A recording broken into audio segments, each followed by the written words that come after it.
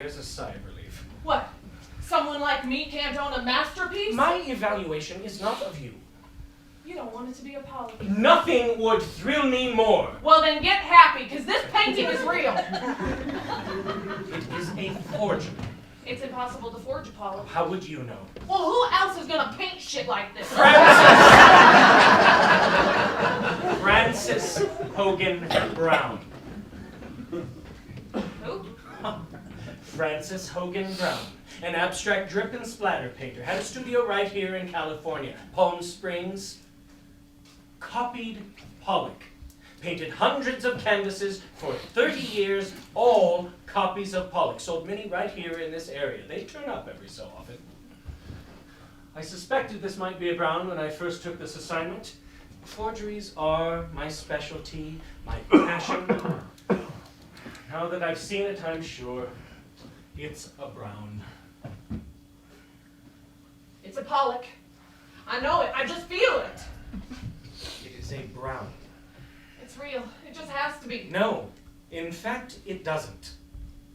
Sorry to be the Grim Reaper, the herald of catastrophe, sounder of the death knell, crushing your dreams of fame and fortune. I don't care about fame and fortune. Oh, really? $100 million? Oh, think of the shot glasses. I don't give a shit about the money. What do you give a shit about? The truth, you snooty son of a bitch! Well, first, you're going to have to learn how to accept it. Now, if you'll excuse me, I'll take my pen.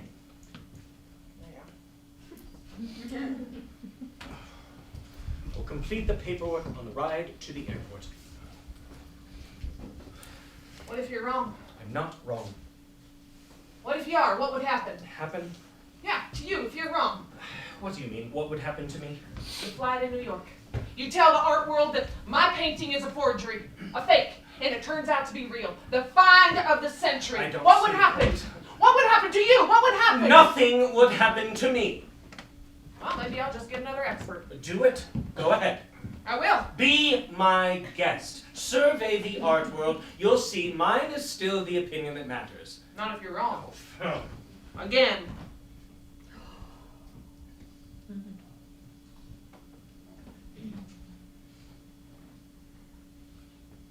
Excuse me?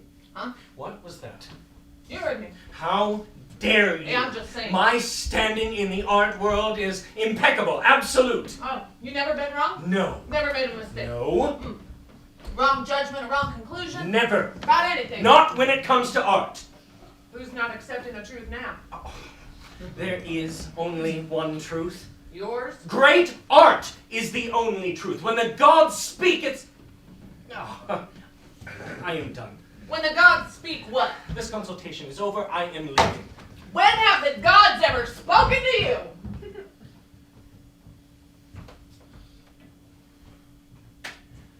I was 17.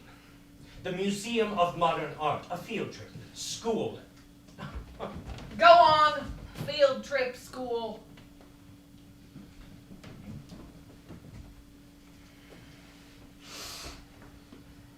Got off the bus, went up the stairs, turned the corner, and there it was. What? Picasso, La Demoiselle d'Avignon. It's this big, huge painting. The canvas attacked like some sort of primitive and savage blue, beige, and brown monstrosity. It was terrifying.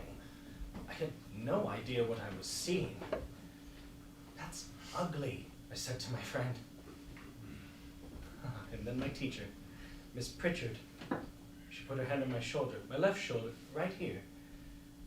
And she said, Lionel, there is nothing in the entire history of art that is like it. It is the single most influential piece of art ever created. And she was right. Until Pollock. Pollock stretched cubism and surrealism beyond recognition. Picasso was suddenly a painter of the past. Pollock was modern art. He cracked the art world, the art universe wide open. The splitting of the atom, the flash of the nuclear blast. Now I am become death, the destroyer of worlds. He reconfigured the molecular structure of art. You look at his paintings and they rewire your retinas. Movement made infinite, no beginning and no end. Every painting just is. Every great artist paints what he is. Pollock didn't paint from nature. Pollock said, I am nature. Primitive, savage. Pollock said, I enter each painting as I paint it. He would lay the canvas across the floor like a lover. Lean over it, straddle it, bend over it, tease it, talk to it, whisper to it, mutter to it like a madman in dialogue with the painting.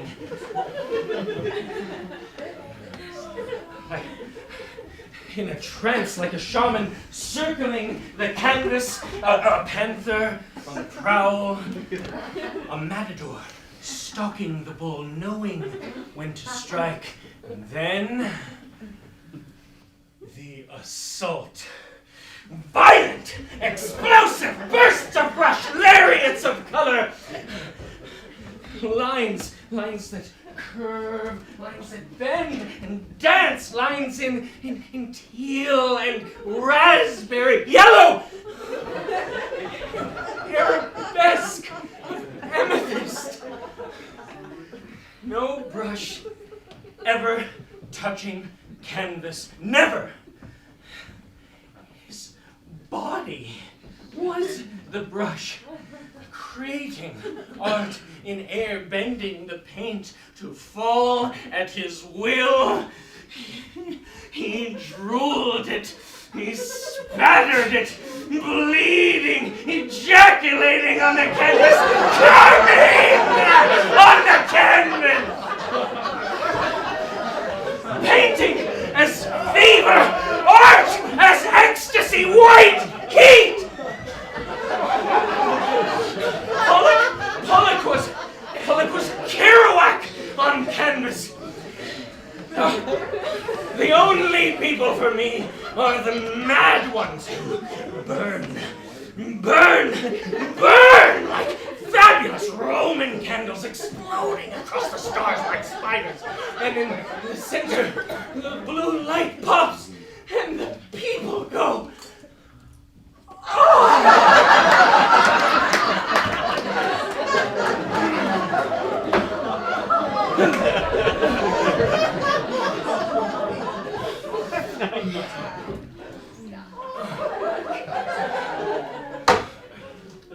I beg your pardon.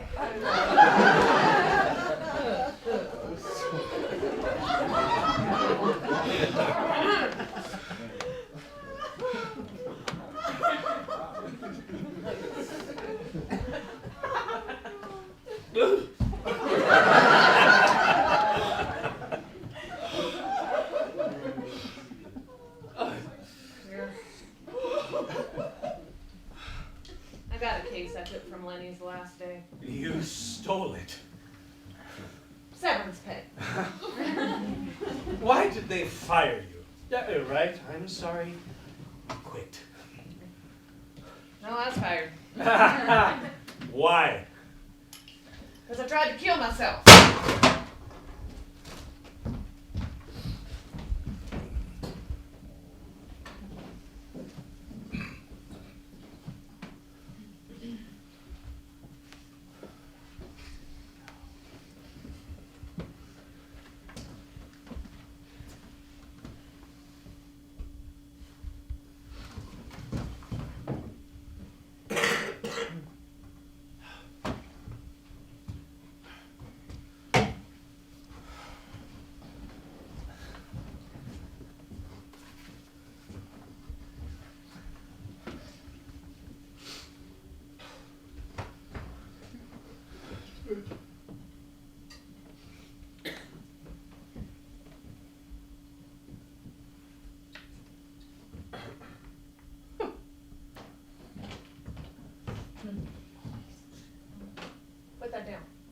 it's Just put it down.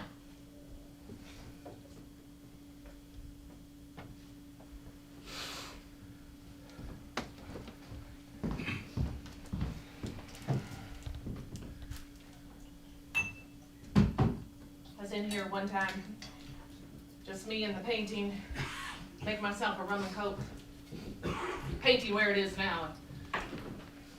Like an old friend, I was talking to it like I do sometimes when I'm alone. And all of a sudden, out of nowhere, the wind picked up outside, gentle. Those old beer bottle wind chimes started to rattle, come to life. And the sun ducked behind a cloud. And the light in here started to shift, to move. And the light from outside fell across this painting in just a certain way, you know. Painting looked kind of nice, kind of beautiful, alive, you know. They say that in some of his drip paintings, Pollock urinated on the canvas, peed on them as he was painting. Yeah, well, that fucker was crazy. He drank too much. Well, he was angry, in pain. He had his demons. Don't we all? You really tried to kill yourself.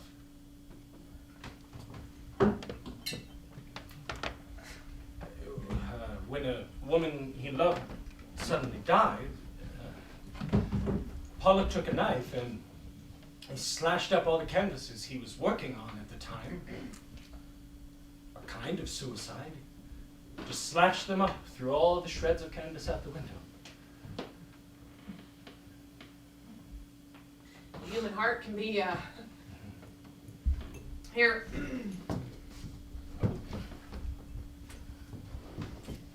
Here's to you, here's to me. May we never disagree. If we do, fuck you. Here's to me.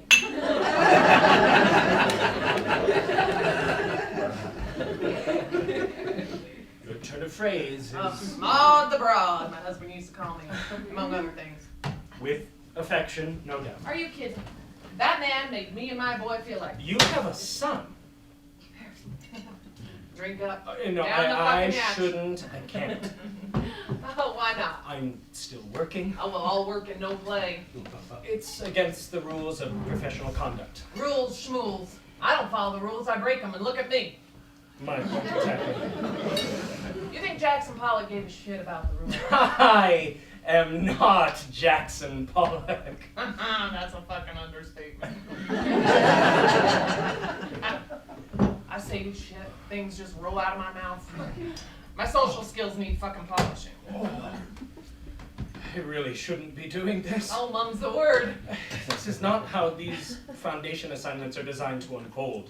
Yeah, well, you might surprise yourself. Bottoms up. I don't like surprises. You ever Googled yourself your own name? No, I have never Googled my own name. Get the fuck out of here! Yeah? I thought you were your own favorite subject. See, I did it again. You go to Google. You type in my name. Nothing comes up. Zippity-doo-dah. Me and my life, no results. I don't exist. But you, all sorts of shit comes up. You exist. I existed once. Me and my brother, we Googled you. Oh? Yeah. You betcha, kid and caboodle. Since back when you first started a long time ago. I believe it was the Cretaceous period. Your first big break. I was a young curator at the Met, the Modern Art Department. Hot shot even then. Oh, my address book of agents, dealers, collectors, artists, and smugglers was legendary. So, how did you end up running the place? One day the museum director suddenly died. How? A cerebral hemorrhage. After a particularly brutal meeting with the Board of Trustees. Bummer. A committee was formed, chaired by the Annenbergs and the Rockefeller Foundation. They searched the world for a replacement. And you were chosen. I was 30 years old. It was December. The finest Christmas present I ever received. That museum is like a big fucking place, right? In the art world, the Met is like the Vatican. Out of touch with reality? A temple of the human spirit. A palace of the soul. A cathedral preserving 5,000 years of the artistic expression of man. So, if it's like the Vatican, that made you what, like the Pope? Yes, I suppose for a while I was. The Pope of Fifth Avenue. To be the Met director, one must be part Pope, part used car salesman, a gunslinger, publicity whore, art scholar, grave robber, and Papa Bear to a staff of 800. Well, where'd you learn to do all that? I made it up as I went along, flying around the globe to exotic sites, ancient tombs, murky catacombs, discovering magnificent treasure. Sounds like you were Indiana Jones. With a much bigger expense account. Lord and ruler of the art universe. They were the most thrilling years of my life. Until the end, when they fired you. I quit. You were fired. It was years ago. Why did they fire you? I committed the greatest sin in the museum business. And what's that? I cared about the art. One must enter the art world like one enters the priesthood, to serve a higher power. A work of art is both human and spiritual. A painting, a sculpture, a tapestry is a physical thing expressing non-physical, beyond physical. A great art has spiritual power embedded within it. The power to cure the heart, to heal the spirit, save and uplift the soul. Well, I read that they fired you.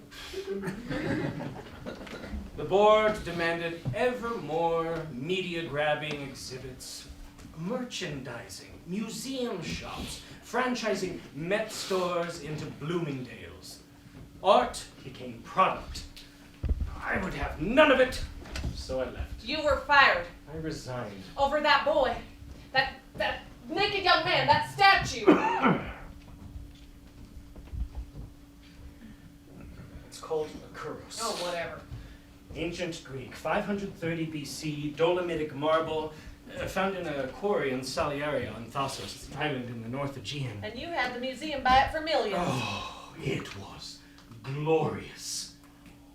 Freestanding, 6 feet 9 inches tall, nude, arms at the sides, hands clenched in fists, eyes straight ahead, left foot forward, striding forth with noble beauty, confident, unafraid. The quintessence of youth, the ideal of Greek culture. Arete. Huh? Arete. Ancient Greek for something beautiful, something good, something true. Courage and strength in the face of adversity. Virtue without flaw. Oh, but this one had a flaw. It wasn't that it had a flaw. No, it was that it was a forgery. We all have a flaws. Fake. That statue was a major discovery. Or a very expensive mistake. It's easier to say that something is fake than to prove it is real. There you go! But I knew. Marble analyses, isotopic signature readings, they proved nothing. And that statue is still on public display at the museum to this day. Yeah, but you're not. I was made an example of. You were fired! But I was not wrong!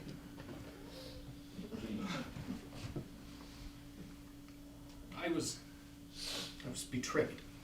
By the statue? Art is silent and true. It's people who... Yep. I was eviscerated in the New York Times. Archbishop of Art defrocked. crucified for the sins of my brothers. Do you have any idea how many fakes are on display around the world being touted as real? Don't believe what you see. There's bogus paper on every major work of art. Nobody's hands are clean. Why didn't you fight back? I did. I wrote a letter of outrage to Art Forum magazine. Give me a fucking break. What would you know about it? Well, I know there comes a time in your life you gotta stand up for what's right. Take control. Life is like sex. You can either lay back and get screwed or get on top and ride the hell out of it.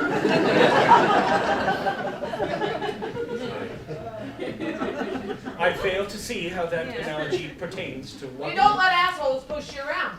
When you know you're right, you never quit. Don't start! My wife tore into me, thank you very much, ripped me apart day in and day out.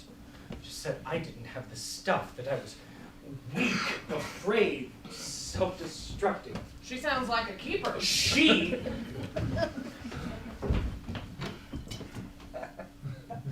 Oh.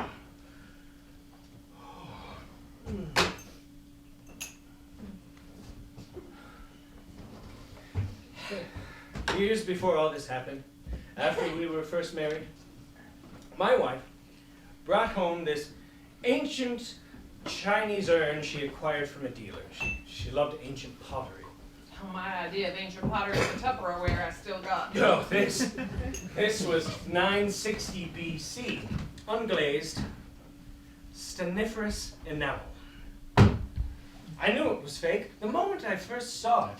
The shape, the typography, it was all wrong. I have a sixth sense about these things. I told my wife, remove it! She said no. She didn't care. It didn't matter to her if it was real or not, and nobody would know. She displayed it